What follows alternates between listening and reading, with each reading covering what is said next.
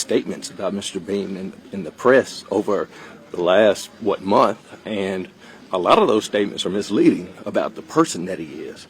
Mr. Bean has been nothing but a respectful, a good young man throughout his life. And on that particular night, you look at an isolated incident and try to measure the person. And so in that particular case, he was doing his job, no more, no less. Never did anything other than his job.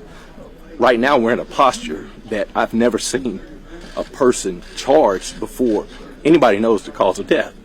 There's no definitive information regarding cause of death at all.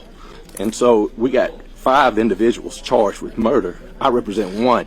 And it's an honor because at this point in time, I've never seen people jump to conclusions about an isolated part of a 2-minute excerpt about what was supposed to have happened on a particular night.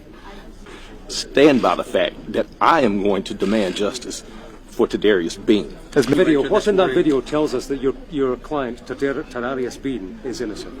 Tadarius Bean, according to the video, was seen apprehending a person after. Every last one of them beating that man. Yeah. That's murder. Carry on, sir. See, like we said, we saw the same thing. What in that video tells us that your client, Tadarius Bean, is innocent? Say that it won't be intervened. Why didn't he intervene and stop his colleagues beating a man to death? I think you hear. I think you hear his voice consistently saying, "Sit up, man, so you can get air." It's saying Tadarius Bean at no point in time did anything that would be different from a person who's doing his job. He didn't stop his colleagues killing a man, though. I'm sorry. He didn't stop his colleagues killing a man. So, why didn't he intervene and say enough? Stop. Right.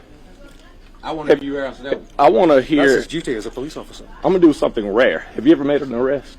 No. Have you ever jumped out of a car trying to apprehend somebody who you think might have committed a carjacking, a robbery, a rape, a kidnapping? Have you ever done that? I've never stood by and let one of my colleagues kill a man. And if a person gets called on a scene, you have a duty as a police officer to respond. If you're not on that, and to be absolutely clear. Do you regret any of his actions that night? I think at this point he probably regrets being a Memphis police officer on that night, because had he not been, he wouldn't have been called to do his job. Is there anything he'd like to say to the family of Tyree Nichols today?